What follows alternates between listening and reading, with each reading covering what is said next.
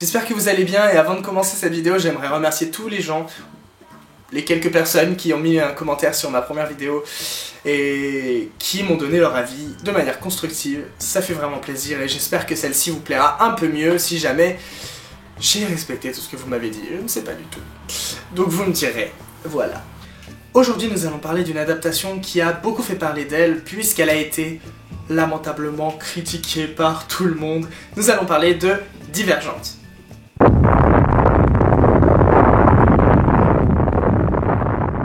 Pour ceux qui ne connaissent pas, Divergente est un roman dystopique écrit par Veronica Roth et sorti en France aux éditions Nathan.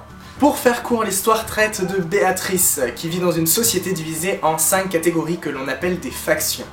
Les altruistes, les audacieux, les fraternels, les sincères et les érudits. Et le roman commence sur un moment décisif dans la vie de Béatrice, puisqu'elle doit décider quelle faction elle va choisir pour le restant de ses jours. Commençons par les points positifs. Divergente pour moi n'est pas une mauvaise adaptation. Au contraire, moi franchement j'ai vraiment pris mon pied quand je l'ai regardé au cinéma. Je ne comprends pas pourquoi il y a eu autant de critiques sur ce film. Ok, c'est un film pour ados, mais il faut se faire une raison quoi. C'est pas parce que c'est un film pour ados que forcément c'est de la Au niveau du respect de l'œuvre, Divergente est une super adaptation. Globalement, tous ceux qui ont lu le livre vont pouvoir se retrouver dans le film. La structure narrative du film a été totalement calquée sur celle du livre, donc pour le coup, pas de gros changements, pas de dénaturation comme on a pu voir dans ma première vidéo quand je parlais de Percy Jackson. Deuxième bon point pour moi, les personnages. Je trouve que les personnages ont été plutôt bien retranscrits dans le film. On se retrouve avec des personnages qu'on a l'impression d'avoir connus si on a lu le livre, et du coup on n'est pas du tout dépaysé pour le coup. Après, j'y reviendrai dans la section mauvais points. Troisième bon point, la réalisation. La réalisation qui pour moi n'est pas du tout mauvaise. Bien sûr c'est lisse, bien sûr c'est un peu attendu. C'est une réalisation qui est très hollywoodienne. Mais pour le coup, il y a quand même une certaine identité au niveau de l'image, il y a quand même une certaine ambiance qui pour moi s'en dégage un petit peu, qui change un petit peu de ce qu'on a pu voir des adaptations d'avant. Et rien que pour ça, je trouve que c'est plutôt réussi. Passons maintenant aux mauvais points.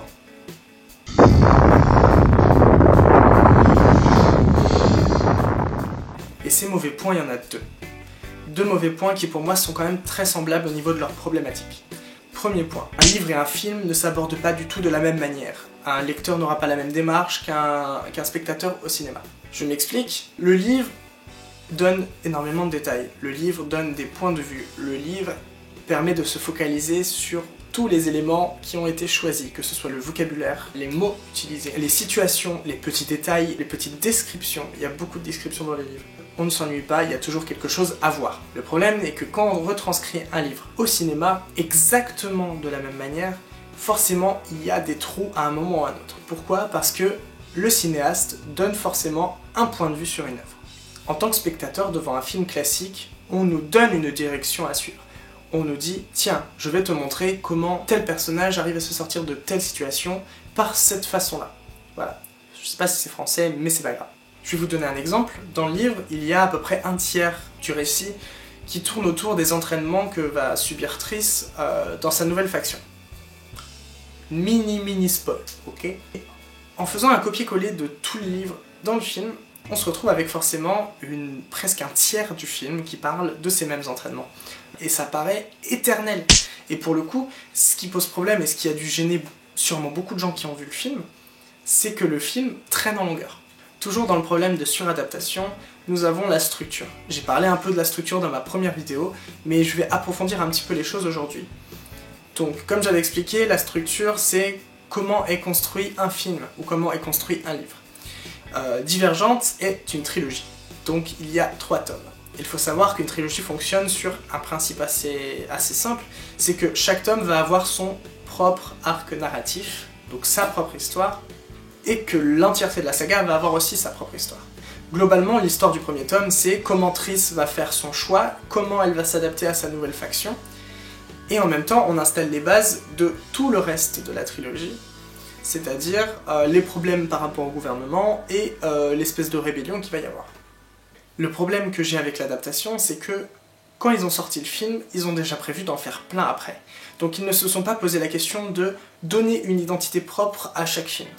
Forcément, c'était beaucoup moins dérangeant de mettre la structure entière d'un livre dans le film, étant donné qu'ils avaient prévu de faire les autres à la suite. Le problème est que ça ne fonctionne pas, parce qu'on se retrouve avec un film qui, quasiment à la fin du développement, donc en son milieu, commence à développer l'intrigue de toute la saga. Pourquoi est-ce que pendant 40 minutes tu nous donnes Triss qui essaye de s'intégrer dans sa faction, et que seulement à partir de la 50e minute tu commences à te barrer sur un sujet politique? C'est un peu bizarre. En tant que non-lecteur, à l'époque où j'ai vu le film, parce que j'ai lu le livre après, ça fait bizarre. Ça fait bizarre parce qu'on comprend pas pourquoi d'un coup ça tombe comme ça. Le deuxième point négatif que j'ai avec Divergente, aussi un point qui était dans les points positifs, c'est les personnages. Pour moi, le gros problème de cette adaptation, c'est le changement de point de vue. Parce que oui, dans le livre, nous étions à la première personne, on était dans la tête de Triss, et que dans le film, nous nous retrouvons à la troisième. Alors bien sûr, on suit Triss dans le film, bien sûr, on va vivre les événements en même temps qu'elle. Le problème, c'est qu'on perd en qualité dramaturgique. Tout l'intérêt de Divergente dans son écriture, ce n'est pas l'histoire, c'est Triss. C'est vraiment le fait d'être dans sa tête et d'entendre ses changements d'humeur et cette espèce de lutte qu'elle a en elle. Le problème, c'est que c'était inévitable. Il fallait qu'on passe à la troisième personne. Sinon, on allait avoir une voix off H24 qui nous retranscrirait les pensées du personnage. Oh, je pense qu'aujourd'hui j'ai envie d'être méchante. Je ne serai pas méchante aujourd'hui. Mais si, je serai méchante.